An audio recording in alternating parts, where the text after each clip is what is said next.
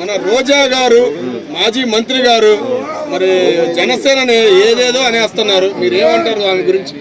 ఇప్పుడు గురుకింద గింజ కింద నలిపారు కదని ఎన్నెన్నో మాట్లాడుతుంది వేళ.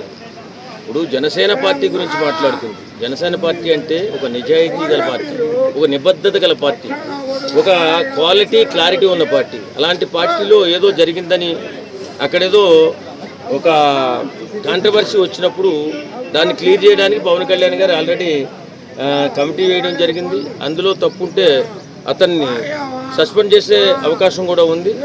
పార్టీ నుంచి అప్పుడే దూరం కూడా పెట్టడం జరిగింది. కానీ ఆ వ్యక్తి, ఆ అమ్మాయి ఎవరైతే ప్రెస్ మీట్ పెట్టి మాట్లాడుతుందో ఆ వ్యక్తి మాట్లాడే మాటల్లో ఎక్కడా కూడా క్లారిటీ క్వాలిటీ లేదు. 5 సార్లు మానభంగం చేస్తే 5 సార్లు కూడా ప్రెగ్నెన్సీ వచ్చింది, 5 సార్లు ప్రెగ్నెన్సీ తీర్చాడు. చరిత్రలో వండర్ ఇది, ప్రపంచంలోనే వండర్ జరిగినట్టుగా అనిపిస్తుంది. 5 సార్లు ఆ ప్రెగ్నెన్సీ తీయించేదాకా ఎందుకు కేసు పెట్టలేదు? ఒకసారి ప్రెగ్నెన్సీ వచ్చిన తర్వాత తీసిన తర్వాత ఎంత టైం పడుతుంది మళ్ళీ ప్రెగ్నెన్సీ రావడానికి? మానభంగం చేసినప్పుడల్లా ప్రెగ్నెన్సీ వస్తుందా? ఇది మొత్తం ఆలోచిస్తే ఆమె ఏదో కావాలని మాట్లాడుతున్నట్టుగా అనిపిస్తుంది తప్ప ఆమెకు అన్యాయం జరుగుతున్నట్టుగా మాట్లాడుతున్నట్టు అనిపించట్లేదు. ఏదేమైనా రిపోర్టర్లు అడుగుతున్న క్వశ్చన్లకు కూడా సమాధానం చెప్పకుండా వెళ్ళిపోయి మళ్ళీ ఒక వీడియో విడుదల చేయడం జరిగింది సార్. మరి ఆ వీడియోలు కూడా సోషల్ మీడియాలో వైరల్ అవుతున్నాయి. మరి వాటి గురించి మీరేమంటారు? ఆమెకు బ్లాక్ మెయిలర్గా కనిపిస్తుంది తప్ప ఒక ఎమ్మెల్యే తప్పు చేసినట్లుగా అనిపిస్తుంది. శ్రీధర్ గారు అయితే తప్పు చేసినట్లుగా అనిపించట్లేదు.